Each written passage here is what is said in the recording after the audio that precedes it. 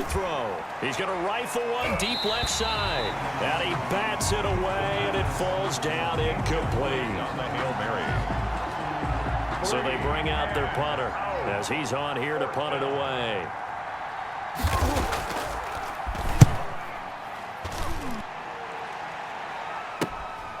That's pulled in at the 32.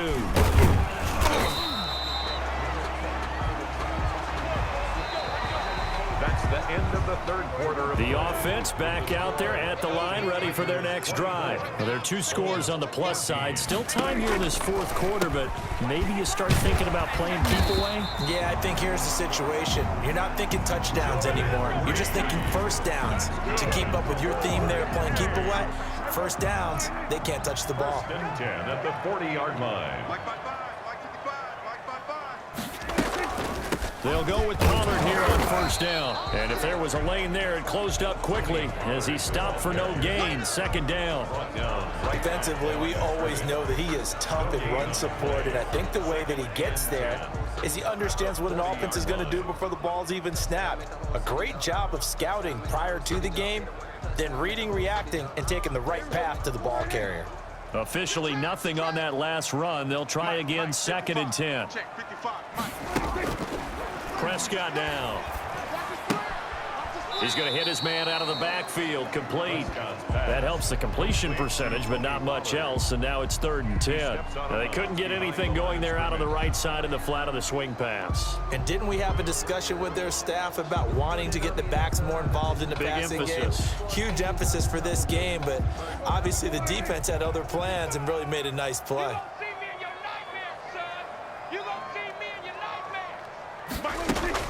Prescott from the gun on 3rd. He'll let this go for the end zone.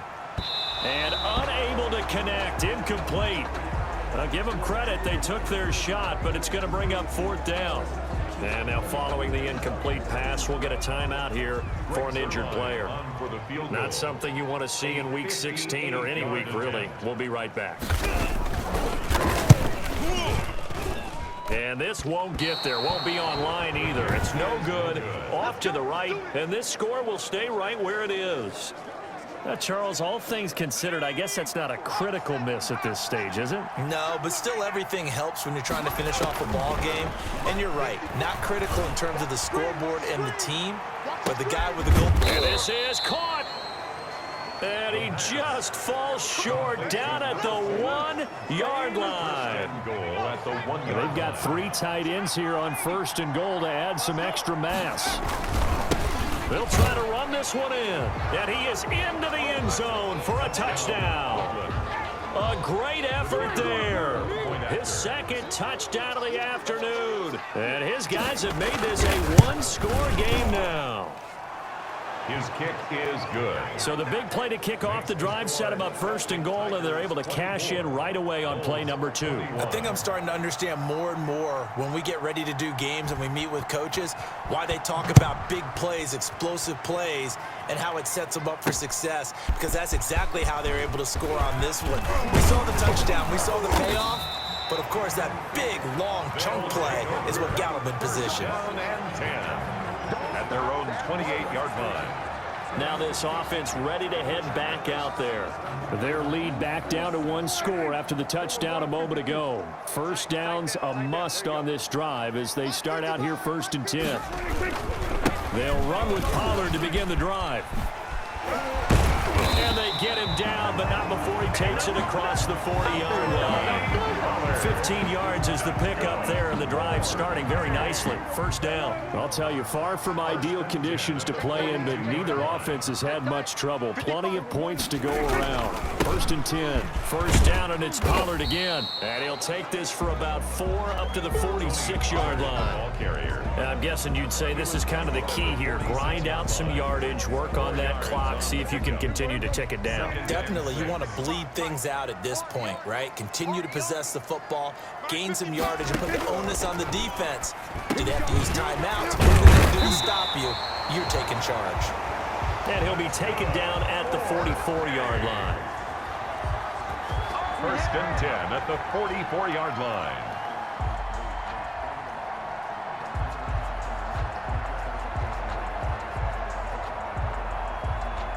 Some good games going on in the early window.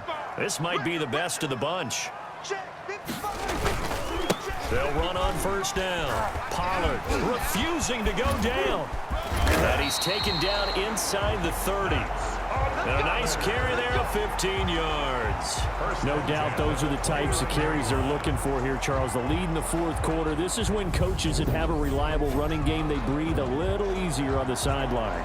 Yeah, they love the idea that they can take the air out of the football at this point of the game. That means they're really counting on that offensive line, counting on the runners, taking care of the football. Because you're going to tell your quarterback, hey, no time to be a hero. We're not going to throw it here. Just eat up that clock. And if you have the ball, they can't score. Brings up 2nd and 10. A second down throw for Prescott. And he's going to find his man out of the backfield. That's complete.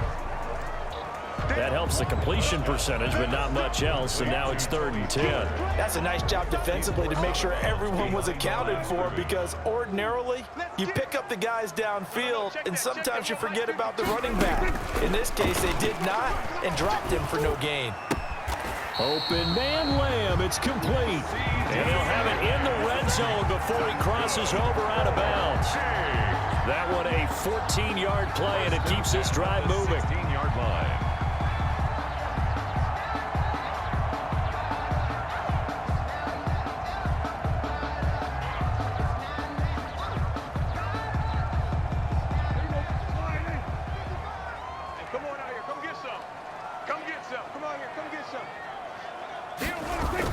From the red zone now, they'll look to throw. It's caught left side by Cooks. And he couldn't quite get there. Tackled down at the 1. 15 more there, and they're on a roll. It's another first down. Tell you what, he's been able to put the ball in some tight spots all game long. That throw, no different. Yeah, a lot of people would call it a gutsy type of a throw. I think he looks at it as, I can do it, so it's not that big of a deal to me, and I'm going to keep firing.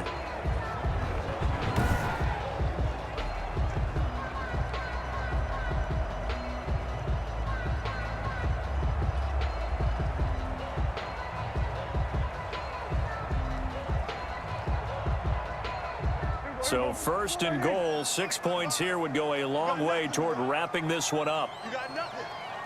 55's mine, guys, 55. They'll try and run for it on 1st and goal. Looking for a cutback lane, but nothing there as he's met at the line of scrimmage. Brought down just They'll say no gain on the play, and it'll be 2nd and goal. leads to 2nd and 3 points separating these two sides with 2 minutes left to go in the 4th.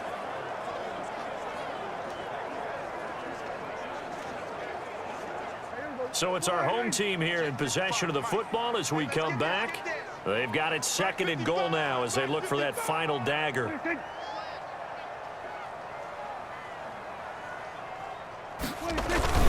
Here's Pollard again. And he'll take it into the end zone for a touchdown. Tony Pollard with his 2nd touchdown of the afternoon. And his guys are going to add on to their lead. Well, it'd be real easy to say that they are firmly in control right now, but I'm looking at your face and I'm thinking I've got to be careful with that. Well, it's a 2-score game. You're inside at 2 minutes. I think you can breathe relatively easily now. Yeah, you can, but still, you got to stay vigilant. Can't give up anything cheap and easy. That could put you in some jeopardy. 21. Now after the touchdown, it's Zerline. He'll kick it away. Fielded a couple yards into the end zone. And this will not be brought out. It's a touchback. At their own 25. The situation for them offensively as follows. Down on the scoreboard. At time, a huge factor. They're going to need a Christmas miracle to pull this one out as they've got it first. Can't get away, and he's taken down. Well, so much for setting the tone of the drive offensively. Giving up a big sack that loses that kind of yardage, not a great start. Now a desperation throw deep downfield. And that's going to be incomplete. Good effort there, trying to take a shot, but it's 3rd down. He was covered by Tried to go for the big one there on 2nd down. Now they're likely down to their final 2 plays. And you know they've got to keep going for the big shot, right? So defensively, you play what they call top down. Nothing behind you. Make everything get completed in front. And that's going to wind up incomplete. However, we do have a flag down. Let's check in with our referee. Well, the crowd doesn't like that. Was going to bring up fourth. Now it's first. They don't like it at all, do they? It brings them back into it, but really not in a positive way. Now they're angry. That can jangle a team a little bit as well. Pass interference ruined that series of downs for them. And it drops down incomplete. Thought he might have had it. Instead, second down.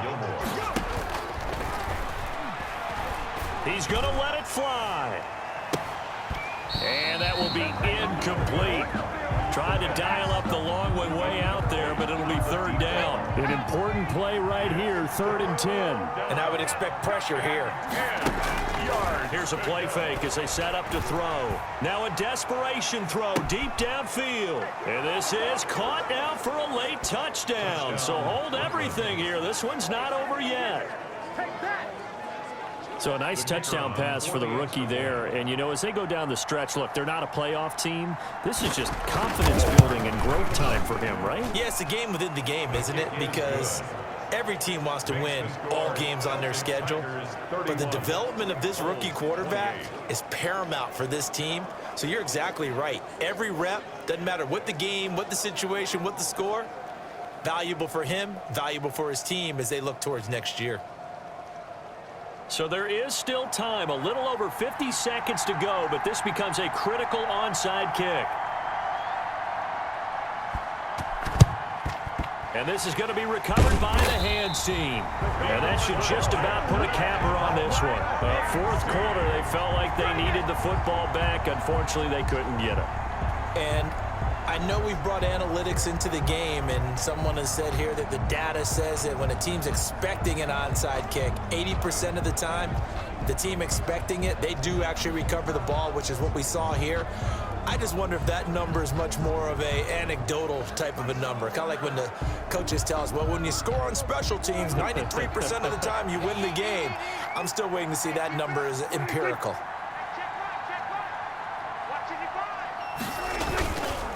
On first down, Pollard, and he'll be brought down at about the 42. Now the defense going to use the first of their timeouts as the clock stops here with 46 seconds left to play. 2nd and 9. Here's 2nd and 9, just a yard on that last run. They'll keep it on the ground. Pollard. Call it a gain of 5 that time, and they'll be left with a 3rd and about 4. Now a second timeout called for by the defense as they'll stop it with 40 seconds remaining in this fourth quarter. On third down, it's Pollard. And brought down, but not before they're inside the 25. Now the defense will burn their 3rd and final timeout as they'll stop it with a little over 30 ticks to go in the football game. And they will take a knee here. Listen, anytime you take a knee to end a game, that means you've won it. So it doesn't matter whether it's home or on the road, but there's something a little extra special about doing it in front of your home crowd, isn't there? And the home crowd applauding. They're happy with what they've seen. Chalk this one up in the left-hand column for a win. Yeah, that's right. Head to the locker room, throw the wristbands in the crowd for the kids, your gloves, your towels. Get to share it with the home team. So plenty of smiles for the folks here as they head for the exits. It's a victory for their hometown guys. And I tell you what, they were big favorites coming in, but they had to work for this one. It certainly wasn't the walk in the park that you expected coming into this one. I have a suspicion that in their meetings next week, head coach going to talk to them a little bit about focus, don't you think? Yeah, because down the stretch, there was some nail-biting going on. And you're right. I think not only the fans, but those folks inside that locker room, they expected a comfortable victory. Yeah, they certainly did, and that just tells you about the NFL. Any given game, you never know how it's going to turn out. You'd better be ready to play. So for Dublin, their hopes of a 500 season stay alive as they move to 7-8 now on the year. And now they'll face the prospect of a long, albeit happy flight across the Atlantic. Meanwhile, for our visitors, they hit double digits in losses as they fall to 5-2.